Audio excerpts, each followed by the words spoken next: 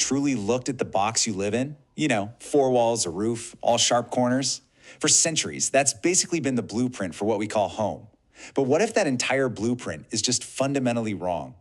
Today, we're going to explore a pretty radical new model for how we build and live. And it's all inspired by this incredible project out in Malibu that is challenging everything, and I mean everything we thought we knew about housing. You know, this question was asked decades ago by the absolute legend architect Frank Lloyd Wright, and it just cuts right to the heart of what we're talking about today. It really forces you to ask, are the homes we build actually serving us? Or are we just kind of stuck in a pattern we've totally forgotten how to break? I mean, just looking at this space, you can feel the answer, can't you? It's organic, it's flowing. It feels connected to something almost primal. See, this isn't just about a different style. No, it's a completely different philosophy. It suggests that maybe the answer to a better home is to stop trying to fight nature and just start learning from it. Okay, so before we jump into the solution, we've got to really understand the problem. And it turns out the issue with our typical homes, well, it runs way deeper than just how they look. It's about this fundamental disconnect with who we are as people. This right here reveals a fascinating contrast. Psychologically, we are drawn to organic, rounded shapes, curves that mimic the natural world and give us a sense of safety and shelter. And yet, we live in these rigid, square boxes filled with sharp angles. It's like so many of our homes are speaking the wrong design language, leaving us feeling disconnected from what truly feels like home. And this disconnect, it's not just in our heads. The way we build these boxes is creating a massive environmental crisis. The sheer inefficiency of our traditional construction methods comes with a staggering hidden cost. Let's just look at the numbers for a second. The construction industry is responsible for 30% of global CO2 emissions. Think about that.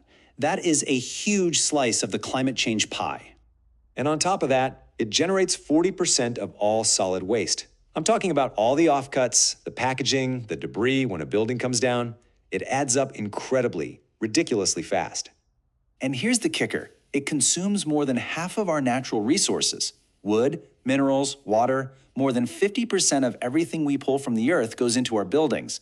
When you add it all up, it is crystal clear. Our current model is just unsustainable. But what if the blueprint for a better way to build has been all around us this whole time? This is where we get to turn to the genius of the natural world, a concept known as biomimicry. So biomimicry is based on this simple, really powerful idea.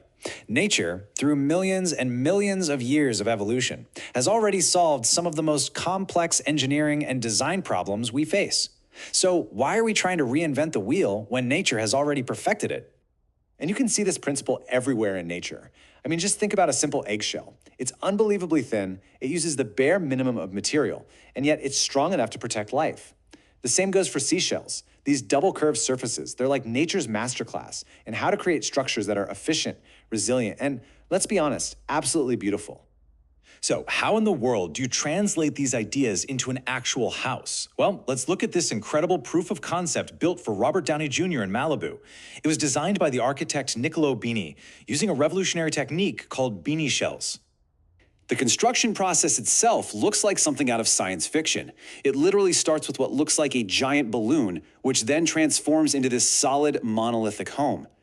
This is the key to the entire method, and it is just wild to see.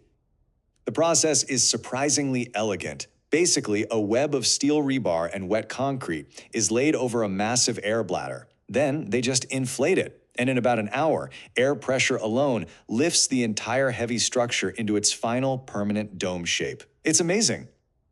Okay, let's step inside. The whole tour begins right at the front door. Even the entrance is signaling that you're about to enter a completely different kind of space. This off-center pivot door, it's playful, it's organic. It doesn't just open, it welcomes you into the curve of the home. And that feeling just continues once you're inside. I mean, look at this bedroom window seat. It's been described as womb-like because it taps into that deep, innate human desire we all have for safety and enclosure. It's not just a place to sit, it's a refuge, a perfect example of how architecture can actually connect with our emotions. A home like this isn't meant to be some fortress, sealed off from the world. The design uses these massive floor-to-ceiling glass walls to completely dissolve the barrier between the living space and the landscape outside, making the environment a real integral part of the home. And here's something cool. Without sharp corners, something really beautiful happens with the light. It just moves fluidly across all the curved surfaces throughout the day, creating this constantly changing, dynamic environment. Honestly, the house itself feels like it's alive. Now, beyond the looks and the feel, the practical benefits are just astounding. This chart shows a dramatic drop in resources, but the real numbers are even more impressive. The Binishells system uses roughly 2/3 less labor and 1/3 less material than a traditional build. And you know what that means? It's not only way more sustainable, but it could also be much more affordable.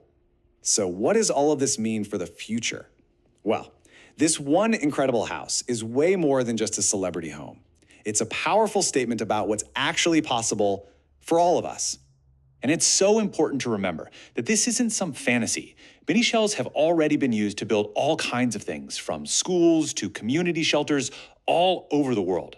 The technology is proven, it's efficient, and it's incredibly resilient against disasters like fires and earthquakes. This is a real, scalable path to building greener, safer, and frankly, more inspiring homes. Which kind of brings us to our final question. We have the technology. We have the inspiration from nature to fundamentally rethink the spaces we live in. We can build homes that are better for the planet and better for our souls. So really, what are we waiting for?